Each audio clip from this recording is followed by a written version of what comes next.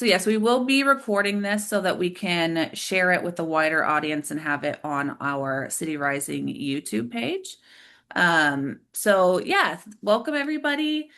This is data for humanizing impact. How smaller organizations and teams can generate outsized impact with better data, tools, and practices. Thank you so much for joining. Let me try to find my screen again.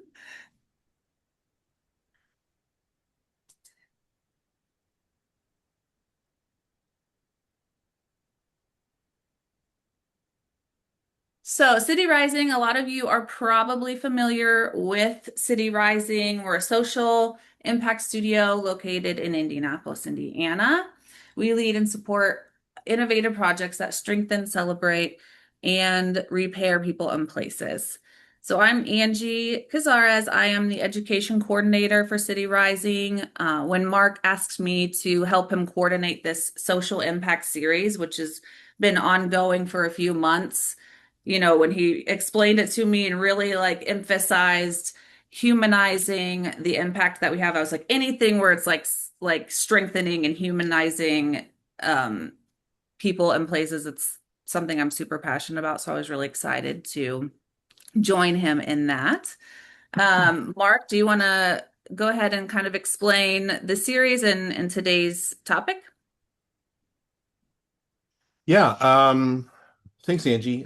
Hi, everyone. I'm Mark Latta, founder and director of City Rising. And so, one of the things that is, I think, a common thread across a lot of the work that we do and the people that we work with, a lot of the organizations that we work with are in different sectors, but they're all working on trying to move the needle on different social issues or trying to work more efficiently with ever dwindling resources and ever increasing complexity. And I noticed that a lot of questions that people were asking were very similar, regardless of which sector or particular issue or types of community issues that you were working with.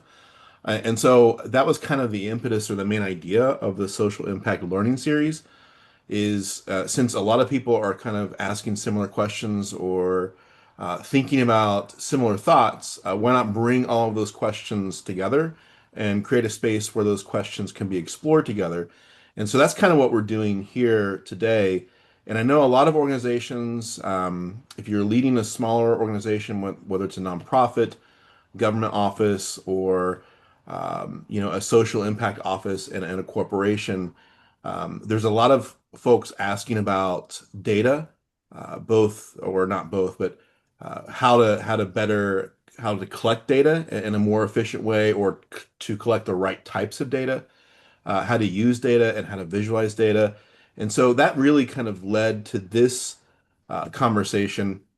And so I wanted to bring two folks who really know more about data than I do. And those folks you're going to meet those folks today, Michael and Nora. And so I'm excited to kind of learn from them as well. I'm not going to be an active participant in this. We're all just going to have this conversation and kind of listen and learn. And then we'll have some time for maybe a broader conversation. So thanks. And I'll hand it back to you, Angie. Awesome. Yes. So we have our two panelists here, which are Penn. We're going to meet them in a second. Nora, founder of Live Undivided. She helps the organizations use data and engagement to drive meaningful change. She's very involved in philanthropy, community involvement, and nonprofit leadership. We also have Michael Russell. He's the co-founder and CEO of Zoic, where he helps organizations transform conversations, experiences, and engagement into actionable insight. So, welcome, the two of you. I'm going to kind of start and just have you each, Nora, I'll probably start with you. And when you hear the phrase humanizing data, what does that mean for you? I'm going to start with Nora and then Michael, I'll have you chime in as well after. Great. I don't know if you'll ask this question, Angie, but the first question on the list that y'all shared with me was what's your relationship with data? And I have, for my training, I have a master's degree in research methods and a PhD in evaluation.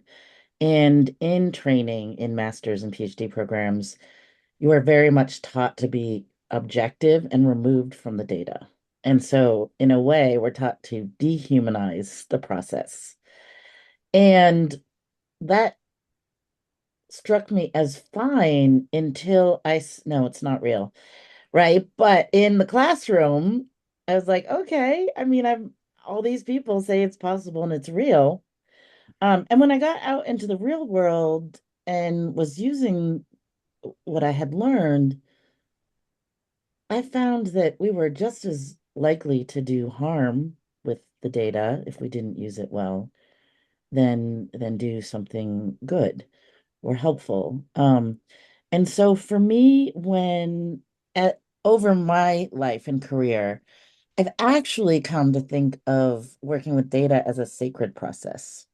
I think of data as a gift that was given to me, and it is then my responsibility to make sure I use it with integrity, not to extract something, not to sensationalize something, but to say, if you have given me your story, in whatever format about what is meaningful to you, then it is my job to make sure, in essence, it is passed on and it is heard. Like I'm going to do the best I can to do that.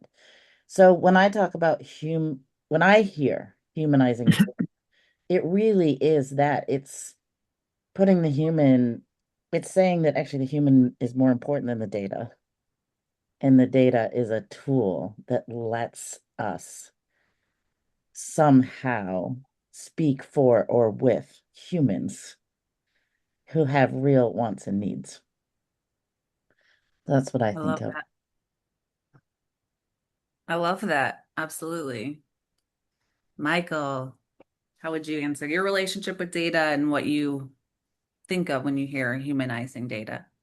Yeah, so I come from a banking background. And in banking, um, data is about, did something happen? Did you pay your interest? Did you pay your principal? Did this happen? Yes or no? It's about ownership. It's like, who owned this at this point in time, and trying just to make sure that there's ownership, everyone gets what they are due. The other thing is about probability. What is the risk that this person might not pay next month? So everything was very just statistical. It's very fascinating. It's real. You always have a right or wrong answer. Something happened or it didn't. It's very easy to predict. Um, when I stepped away from banking and got into starting up a software company that said, "What do you do when you don't know the answer? What do you do when you don't you have an idea? Hey, listen, I think that this is where the community is going, but I'm not sure. I could be wrong, you know.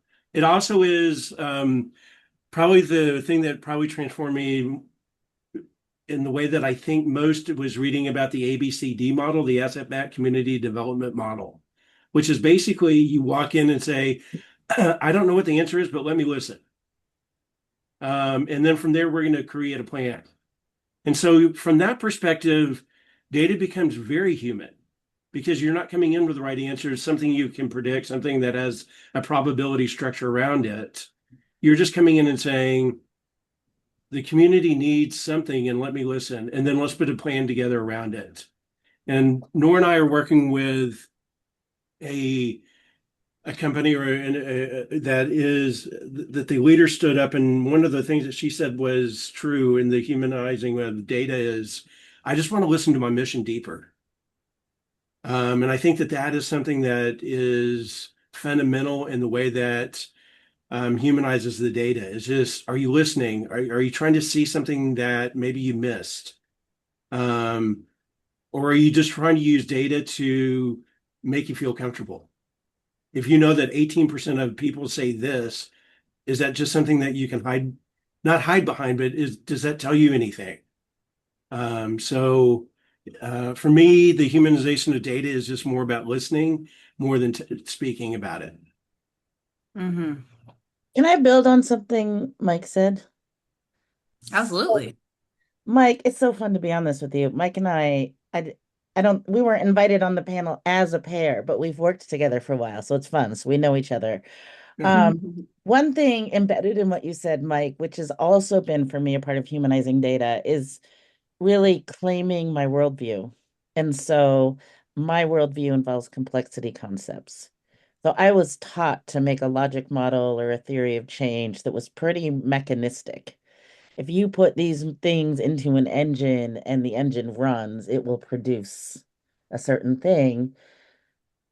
But humans, we have control over very little, if anything. I don't even really have control over whether I brush my teeth every morning, even though that's my intention, right? Like, I don't even know. So to give up the idea that we have control, but instead to say we're working with people who are inherently unpredictable in a world that is inherently unpredictable. We're navigating ourselves through something towards something instead of having control of the entire path and the outcome. And so to me, Mm, that's the part of humanizing it is recognizing how what the world is actually like. yeah, beautiful. So, what would you say has changed in the last 3 to 5 years that makes this conversation different today than it would be previously for small orgs and startup organizations? Oh, I can definitely, from a technology standpoint, I think that everyone on this call, everything I'm about to say is not going to be something that you need to go read an industry manual or, paper about. I think that there's a couple things that happen with COVID. Behind the scenes, just the use of technology and the streamlining of technology just flipped on overnight, literally, when all of our kids had to go to school and no one could walk in the classroom. Technology companies just had to quickly just transform who they were. Um, Part of the momentum of that is AI. So now that all this data is now in databases and things are out there, people started to say, can we index all this information and kick it out as AI now? And so from a very the entry points are very, very lower now. You don't need $1 million IT company. You don't need 15,000 kids, running your IT programs. People are running them with 3 and 4 people now. It's absolutely crazy what's going on. I think that those advancements in that allow people to focus more on what the problem is as opposed to how do we build the solution. And I think that that is something where it's a lot more fun in technology because you're not trying to sit here and control like somebody's code. It's just more of like, what do we want? Where do we want to go from here? Which I think is exciting. So from a container standpoint, I think the container has completely changed since I started. And I'm interested to see what Nora says about how the data collection process has changed. Is it? Yeah. Well, I think, from just the whole perspective from data collection, if you give surveys, response rates are terrible. No one wants to take a survey anymore. And it's the cheapest and easiest and fastest instrument. And so it's still used a lot, but I mean, I can sit with people I know and they're like, yeah, yeah, I'll take the survey. And they don't. I mean, it's just the response rates are so low. So, what do we do with that? We've been Yeah. getting creative with my clients. I think AI has changed everything, and I'm not an AI hater or lover. I'm more of a pragmatic. Like again, this is the world that we're in right now. I think AI has made some things faster. We have some massive international groups are going through their data with AI to say, does AI see patterns that we missed? I don't think that's a wrong thing to do. I think it gets dangerous when people think that AI will do a good job and they don't know how to monitor the quality. Like with data, crap in is crap out. So even if AI does a good analysis, if you don't know how to judge the integrity of the data you put in, Hmm. you can't judge whether the output will be good. And I think if you let AI do the whole thing, you are dehumanizing the data because you're distancing yourself from it, right? Like when I read quotes or a story or responses, I'm intentionally starting to be in relationship with those people. And if all I'm reading is a data output, I don't even know the people that I'm trying to speak for through that output. So I think AI has changed it too. And then with things like Canva being free and more AI software and graphic design software, data visualization has become much more accessible to people. Hmm. And so there's a lot of opportunities out there to learn some really good data visualization so that even if you had the same data you used to have, you might be able to present it in a way that grabs people differently. So those are three things I've seen. Yeah.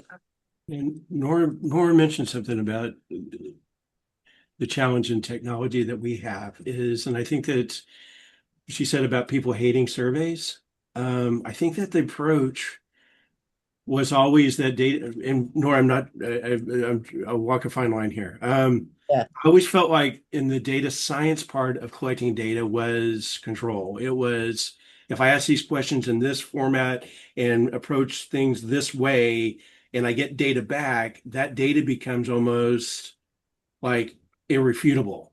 Mm-hmm. I think that what happens is the way that you, once again, going back to humanizing the process, if you treat somebody as non-human going through the process of answer these questions, you kind of get a non-human kind of responses back. People will answer, but is it really Mm-hmm. them answering or is it just them trying to get through the questions?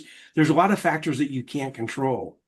And so what we're trying to do is how do you engage people? And this is like the from a technology side, how do you engage with people that is more humanistic or more from a human side? Or how do you let them respond however they want to, and then use AI to put it back into the categories that you want? So you're Mm-hmm. not forcing the categories. The other thing too is that with the process that we used to have, like if you had a hearing impairment or if, vision or whatever else, there's a lot of things where you didn't speak the language. All of a sudden, you were no longer part of that sample use case because you didn't fit the mold. So now with AI, you're not limited to these factors anymore because now you can just say, what we're wanting to know is we're hearing that this is important for this community. Tell us about it. And so it's a lot more that we're trying to flip the script to saying it's not the data scientist or the platform that matters. What matters is your voice. And if you can get to that, then you can truly listen to what people are saying. And I would say, and Mark and Angie, I don't know if you wanted to go here, but the political landscape has certainly shaped what's possible with data. And on the one hand, so all my work is related to equity, and in certain spaces, we either lost our funding or we kept it, but we can't say most of what we used to say. Hmm. And I work on a lot of national programs where we might bring leaders together around equity, but what a leader can do in New York City versus Grand Rapids, South Dakota is really different, because they have different government will respond differently to equity. They're private donors. And so there's more of a disconnect in the last couple of years between maybe what people want to say in an equity space and what they feel like they can say than there was, maybe 5 to 10 years ago. Yeah, Um, for sure. I'm just curious, Nora, around the getting people to take surveys, and you're saying you guys have been getting creative. Do you have anything that comes to mind real quick of just like some of the things that you are doing to overcome that or get around that? so my biggest thing is always that if done well, the evaluator and the program people are planning together, and the program people are making time to do it within the program. So they hate giving up 10 or 15 minutes, but you can easily get an 85% response rate if you do it that way. You just miss the person who goes to the bathroom. And if it's done in the right way, it can either reinforce what was just covered, or it can sort of lead people by like sort of sensitize them about the concepts that are to come. If you can do that and you can show them in real time that they're using their data and they become bought into a process that they see as valuable, they're more likely to fill out the survey for that 6-month follow-up. So we make them a part of the process. We make it feel like a part of how we do work, and we let them see how what they shared was used and how they're shaping Love what we're that. doing. The other Nice. thing I think that we're doing too, especially Nora and I, is instead of asking a bunch of Likert scale kind of questions, how was your day? Very good, good, but where you're just getting this, give me a range of your responses. What we do is that we'll leave it open-ended and say, hey, listen, if you want to just upload a voicemail or a voice text, and then we'll use AI to understand, hey, listen, they're talking about something that they're doing really well. And so we can infer the answer as opposed to just asking a straight up question. It also gives us a lot better and richer data sometimes because we're able to understand what sometimes means to this person. So a lot of times it's the question that you ask, which is like Nora does a phenomenal job at being able to lead and get somebody to answer, go in the right direction with the question. And then it's just Hmm. part of that is saying we don't need to come at you as a science of you need to only have 5 responses. We can leave it open now, and we can just listen and saying people are saying that they're having bad days, you know, which is more sometimes impactful than just seeing them scale it in a Likert scale, which you can use both. Likert scales are not bad. And I'm not trying to, but I think that one of the transformations using technology is you're no longer only limited to scales. Yeah, once Okay. we've written the questions out, we've already decided what's important. Whereas if we ask them what was most meaningful about today, then they get to tell us, and we work from there, and we trust and assume that that is the important thing to ask about, is whatever it is that they shared with us. So it's also a power switch. Okay. And Michael, was I hearing correctly that you said like sometimes you have people upload a voice? What was that? Like a voice note? Yeah, so in our system, you can flip the language. Like if you are more comfortable reading in Spanish or answering in Spanish, you can do Okay. that. You can upload a video. You can upload a voice message. You can type. You can do whatever you want to. We're like, however you want to respond, do it. Because what we'll do is we'll just take that and being able to transform that and put it back into kind of the containers that but it also gives us, like what Nora just said, our containers aren't front loaded. It isn't, we're going to find out this particular thing and only get that information back. We can come back and say, we asked this question, but the responses gave us a completely different knowledge about this particular cohort than we ever expected because we're just listened. Okay. So it kind of serves a dual purpose. You don't exclude anyone based off of their heritage, based off of whatever. Mm-hmm. And then you also um, don't exclude or you don't come in with any you come with directional questions. That's what I'm saying. Nora's great about that. She'll ask very thought-provoking questions that will help stay within that range. They don't wander off and just start typing anything or talking about anything. But we're able just to keep that space a little bit more flexible than just having a very rigid survey. Yeah, I love that. Is that a particular software or program that you use? That's Yeah, I'm not trying to go into sales. So we developed this working with nonprofits. That's from my background, there was a very structured answer. And so my question has always been, how do you get to the unstructured response in a community that is very diverse? And so how do you make sure that anyone that shows up, you haven't excluded them because, well, they don't speak English. Oh, well, you can't answer this Yeah, because, you know. So we're using technology to transform that space. got it. Okay. So how would you say,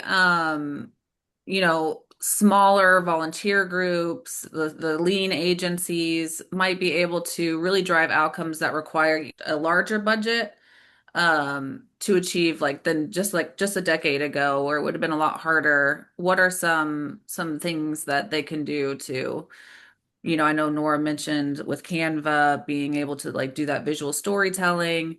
So what are some other ways that they might be able to really, drive that impact on a smaller budget?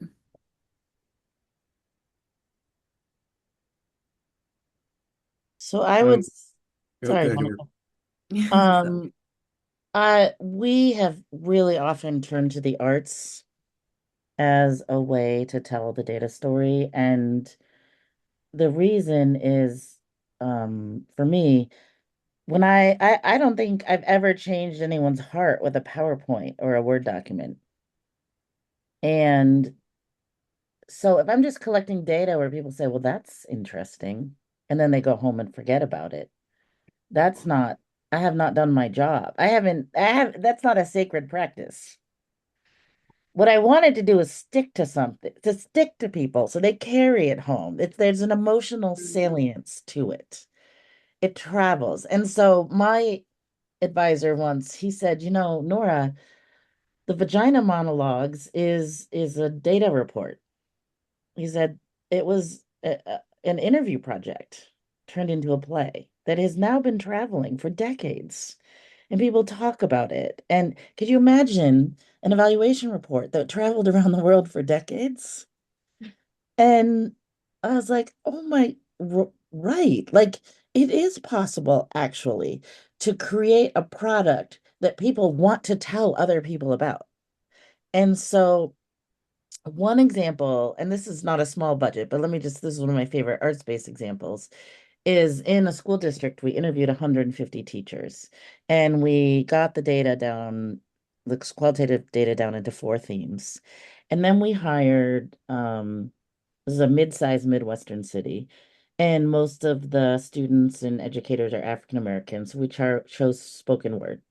And we worked with four spoken word artists and we gave each of them a theme and they came up with a performance to express that data theme. And at teacher orientation the next year, this was one of the events, was a spoken word performance.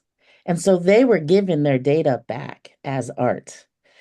And people were crying. Like the educators were crying, got a standing ovation. Tell me if anyone has ever written a data report that bring tears of tears of recognition and a standing ovation.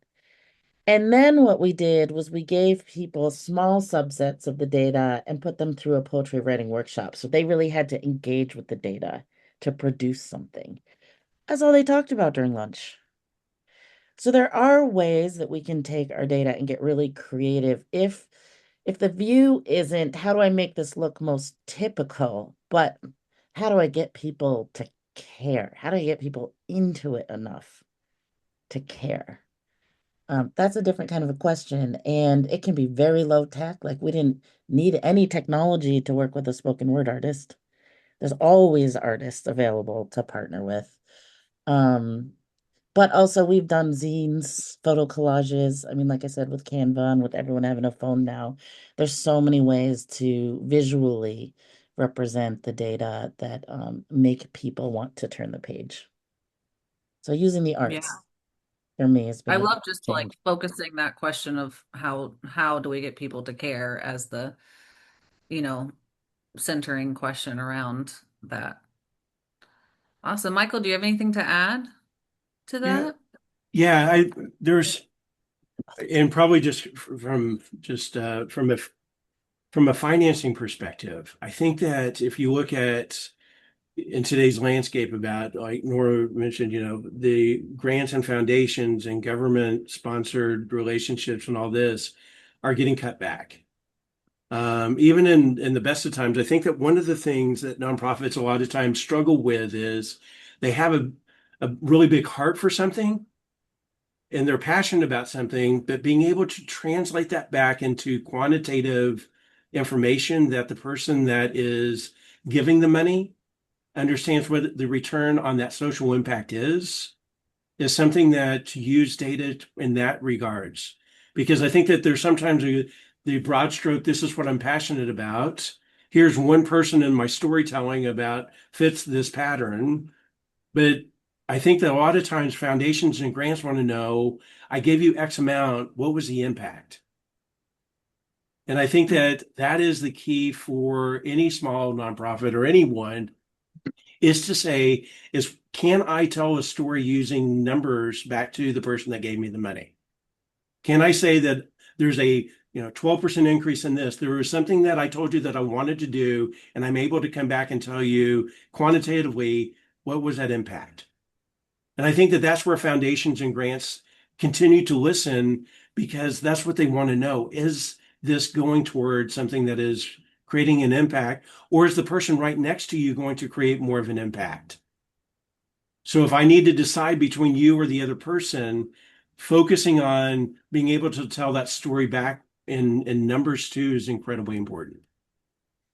And you don't need Yeah. to spend a lot. Once again, there's, Google Classes, there's a million places to just, if you just wanted to pull data and get data out there, it doesn't have to be fancy. It doesn't have to be something that costs a lot of money, but just asking questions. And like, there's one client that I have is like just asking a pre and post question before and after a cohort, just getting people to respond.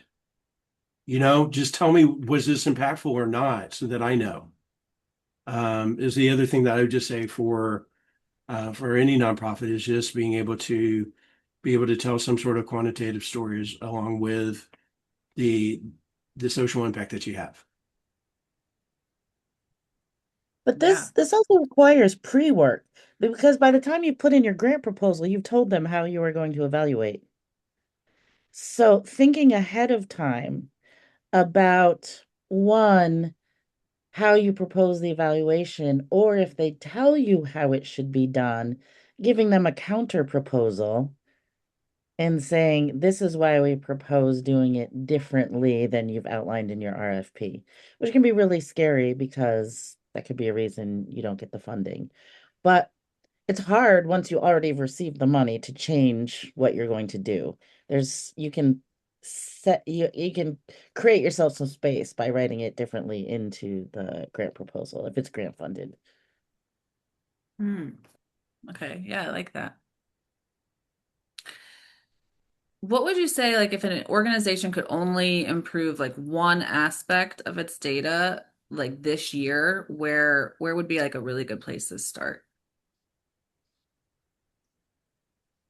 For me, it's a simple question, and I find that a lot of people don't start with this question. Is simply, what do you want? A lot of people don't start with that. They have a ton of things that they feel, but I would start with just what do you want to get out of this? Out of this grant, what do you want out of this? What do you want in this meeting? What do you want, and just being able to clarify um, that is something that I think that if you start with that, everything kind of flows from that and you're not working backwards. I like it. I Nora. find, yeah, I think it's a related response. I find that when I'm working with a new client, I'm often starting with defining terms with them. So if they say that they want to impact community, what community? Who decides? How does that community want to be impacted? And just by doing that fact finding, you can actually uncover a lot of data. Once people know that you care enough to ask them these questions, they will often start to just hand you evaluation data. Oh, I'm so glad you're asking this. Yeah, this is the community. Y'all know when you came in and did this, this happened, and this happened, and this happened. But you can do some real relationship building by making sure that you are in alignment about how you're talking about the terms you're using the intended impacts, and asking them, who do we need to ask in the community to know whether change has happened?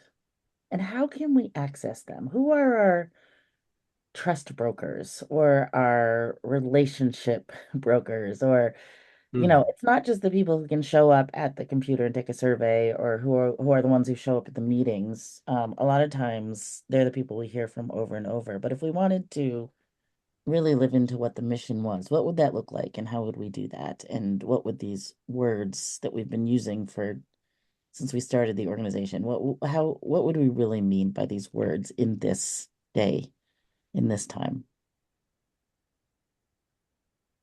I love it.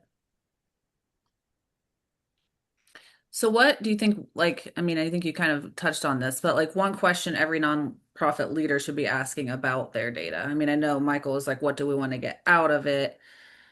Is there anything else that comes to mind? I think also understanding relationships, like who are the people in my network that can help me understand this? Because there's usually a couple people in anybody's network that knows just everyone, you know? There's connectors that just gravitate and they will know everyone, even not even your own city. They just know they just know somebody everywhere. And a lot of times is building up those networks too and saying, who do I know that can help me get to where I need to be? And building up those relationships too, is critical. Yeah. Um, for me, I mean, one of the things that gives data integrity is representation. So you need to know whether the data you have represents the group you're trying to talk about. So if I was talking about all of Minneapolis where I am, but only collected data from one neighborhood, if I was talking about K-12 education, but only surveyed high school students, right? Like you have to know that your data actually represents. So first is, who is your data supposed to speak for?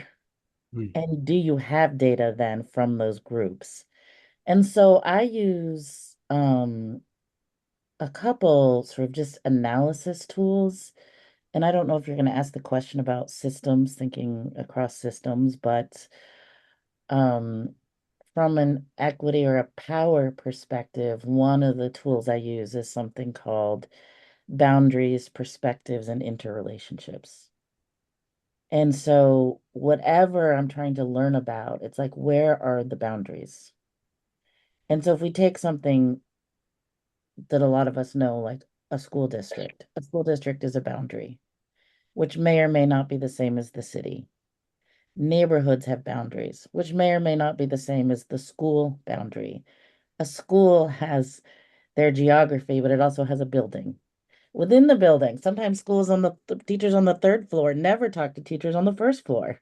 They don't even know each other. There's all these ways in our lives that we are bounded.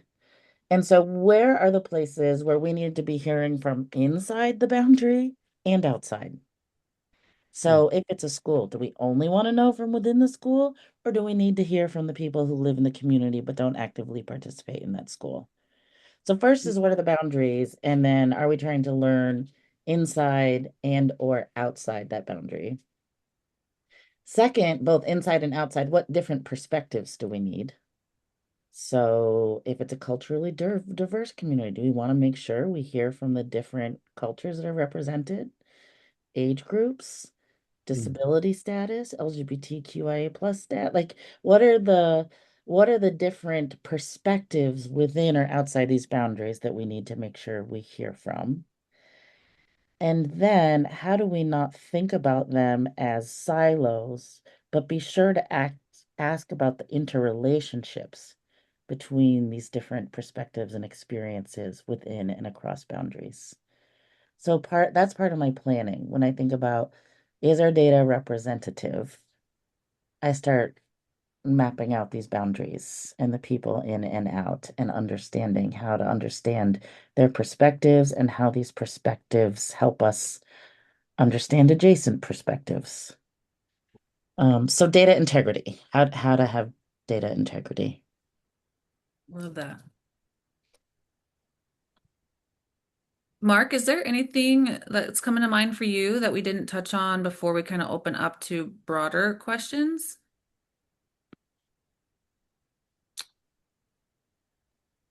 I mean, I'm loving this conversation, and I'm so thankful that I just am sitting here and able to listen to it. I think, um, I mean, I have a couple things, but I think in the interest of time, I'm gonna continue not saying things and listening to others, and I'm curious what questions are bubbling up, what things are on people's minds, that Michael and Nora can help out with.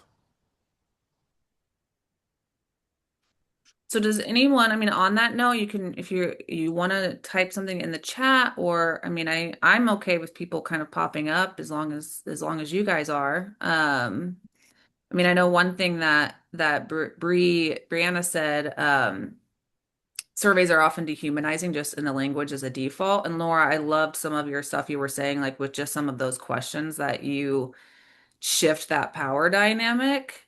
And I don't know, I mean, if nobody else has any questions, that's something I was curious about is just is kind of if you have any helpful tips in kind of shifting how we approach the questioning that like as we're building surveys even and collecting the Mhm. data. But I'm gonna, yeah, that's one thing I have, but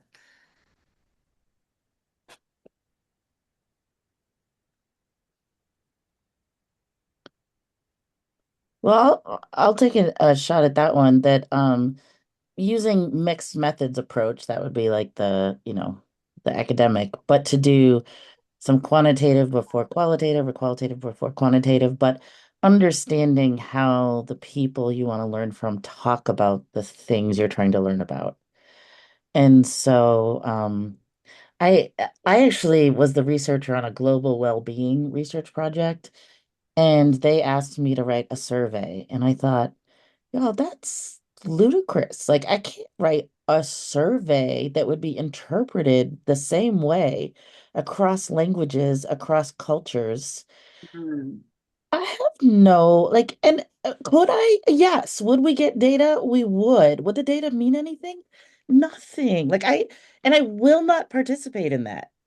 So for example, when we did this well-being project, we had someone from Austria who said for us, well-being is only physical. I'm totally shocked that this program is focusing on mental and emotional well-being. No idea that that could be because that's not how well-being translated into their language, right? And so there's mm, all these differences.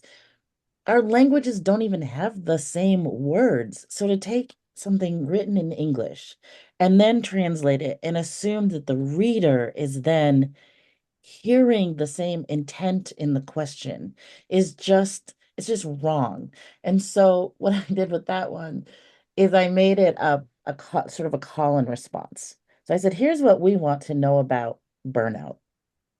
But how do you experience or talk about burnout that we haven't asked? What words do you use that we haven't asked? When we give it our next survey, what should we add about burnout that we didn't include this time? And so there was this iterative process. We turned it into a series of small surveys where we could get feedback each time to make sure that people could say, this is how we talk about it. And it would allow us to revisit and address some of our blind spots. Now, I had the luxury of time and budget for that. But if I didn't, I would want to think about that boundaries and perspectives and pull together maybe a group to talk with them. Like if we were going to mm. ask about this, how is it understood in the community? What is respectful to ask? What's important to ask? And I would do sort of like a qualitative check before trying to design anything quantitative. And then I would have them review it for me too and say, how'd I do? How did I do? Yeah, like a small little focus group before you Hmm. as you, yeah, I think awesome. when on the non-technology side, one of the things that is super important that I realized is being a part of the process Like we were doing a community outreach program trying to understand neighborhoods and how certain neighborhoods, like if you needed to borrow, $50, who would you go to in your neighborhood was the question. So we were with about 20 people in the neighborhood, and I was helping this gentleman that, from a technology standpoint, it was just, the technology was not going to happen. So I was like, I'll answer the questions for you.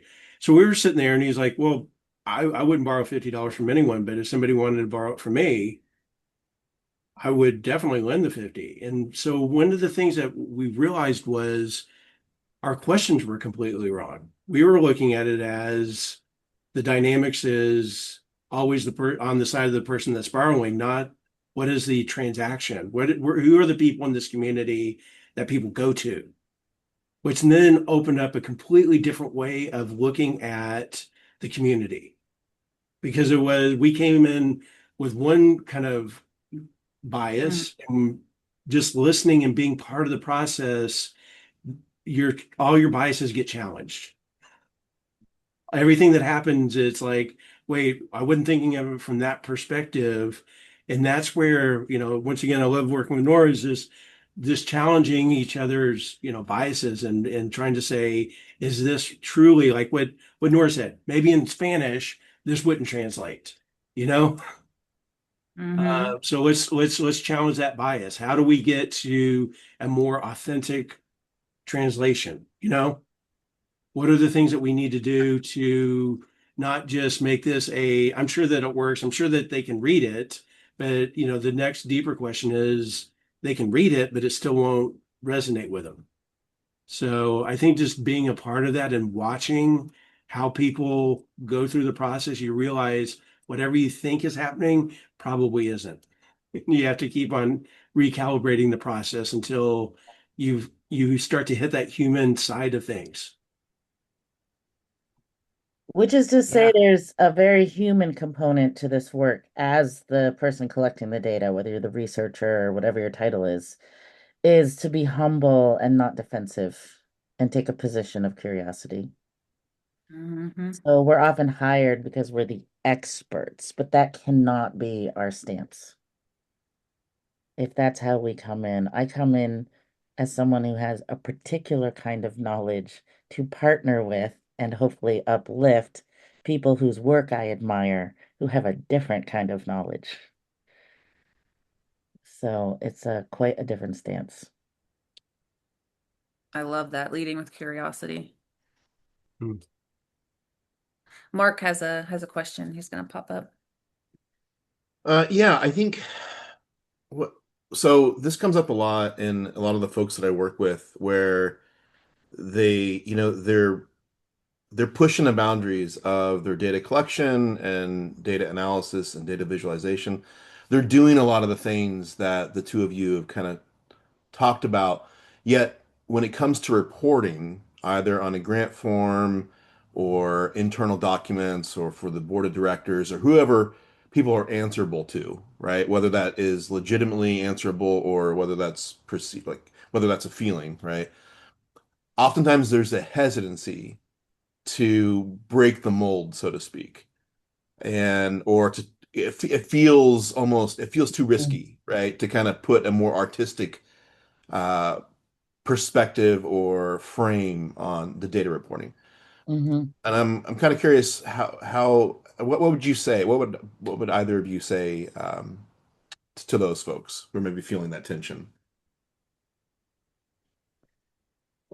I think there's different audiences, and so I always feel most responsible to the people who gave me the data, not the money. And so I hope that I have a product that speaks to the community and they can see themselves in that product. It's always possible to assign numbers to something. That's the easy part. So if you say we did 50 site visits, 10 site visits, and 90% of the people mentioned that they could do something they couldn't do before. They could do, you can take your qualitative or your arts-based work and roll it up into some quantitative findings and write an executive summary that would speak to a board. So I think there's some code switching that can happen between the data that speaks to the community and the data that would speak to a board. Um, and come back to me because I lost my second point. Just to follow up with what Laura was saying, I think that sometimes, and also Mark, what you're saying is, I would always answer the question that's being asked. If the question that the foundation or the grant writer or whoever answer the question, whatever it is. I think that sometimes we want to be so creative to show, but look at all these other 20 things that we learned along the way. And if you never answer the actual real question, people will sit there and think, are you going to get to making the point that I was asking you about? So I would start with answering the question first and then adding any additional findings as a secondary. But I wouldn't lead with a secondary of all these cool things that you found, because people will sit there and think, but what, just get to the point, you know? So I think that that's where what Nora said is, find your data points around what they're asking about, what they gave you the money for, and answer the question. You asked, in our neighborhood, using this money, we would come up with the top 10 things that the community is asking or needs. Answer that question right off. And then Mm. say, during the time that we were finding these 10 things, we also found this. And then that's the value add. And that's how I would a lot of times approach this, so that because the foundations are, they their first question will just be, you know, it's about them first. And then the experience second a lot of times. Anyway, Nora. Yeah, I was gonna say also cite things. So, developmental evaluation is evaluation in complexity. And it means that you don't know exactly where you're going, but you're evaluating the process and adapting with rigor as you go. So say we're going to use a developmental evaluation approach, and Mm, here's what it means, and here's citing, and we're going to prepare you ahead of time to know that that's what this means for our reporting and for our data. So again, you don't want to necessarily put yourself out there at the very end when you're maybe going to apply for your next grant a month later. But if you've set up that conversation then and all along, then mm, it's not a surprise. And sometimes it's quite refreshing to the program officer, whoever it is that you're reporting to. So it can be a relational, an ask in relationship with documentation from the very beginning.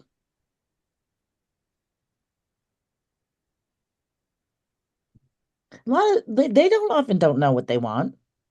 They've been told that as a funder, you should ask for these things. So if you're like, I know some things too, and here's my counter offer, sometimes they're very open to that. mm,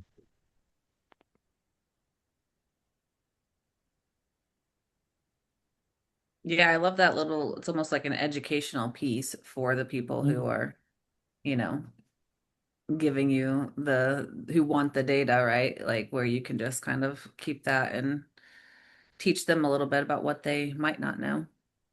mm. I love that. We are very close to the top of the hour. Are there any other lingering questions that anybody wants to ask really, really quickly before we wrap up? And if not, I wanted to, just really quickly, Michael, I'll start with you, and then go to Nora. But I want to, like, if people want to kind of connect with you all further, um, and kind of learn a little bit more about what you do, where should they do that? Let's go, Michael, first. Yeah, I have a website. Zoic is spelled ZOIQ.io. Zoe just means life and IQ just means intelligence. So that's the combination of how I came up with the name of the company. My email is michael.russell@zoic.io. So I'd love to follow up also on LinkedIn. I wrote down a lot of people's names. I'll look for you in LinkedIn too, and I'll reach out, and it'd be great to stay connected as well. Yeah, Awesome. I'd say LinkedIn's probably the easiest place to find me. and then we can connect and exchange whatever details we need there. It's Nora F. Murphy, right? On LinkedIn, I believe. Yeah. Mm-hmm. Awesome. Perfect. Well, thank you both so much for being here. I mean, it was very, very impactful, the conversation. We appreciate it a lot. We have two in terms of City Rising events coming up. We have two things on the calendar. On Tuesday, June 23rd, we have another Why Collaboration Fails and What Ecosystems Thinking Can Do About It. Mm. Uh, and then it's interesting as I heard you two talk kind of about that, more systems thinking and mapping relationships. It's all very, very related to everything we've been talking about so far. So that one is Why Collaboration Fails on Tuesday, June 23rd at 1. And then in August, we have another panel coming up, all talking about alternative funding models. So that is August 4th at 1 o'clock. And so we would love if you haven't yet join the email list. Mark, is there a way for people to join the email list other than going to the website? I mean, the easiest way is just go to cityrising.org and join. I don't like adding people to an email list unless you've explicitly signed up for it. So we're not gonna, if you, for people who register for this, we're not gonna automatically add you to another mailing list. Okay. Although that would boost our mailing list numbers nicely. But um, we're gonna send out a survey and a follow-up, and so we'll have another ask in that, and you can probably do a one-click sign up through that. But yeah, the fastest way is cityrising.org. Perfect. All right. Well, on that note, we will wrap up and let everyone go. Thank you so much for joining us today. Thank you. Thanks, everyone.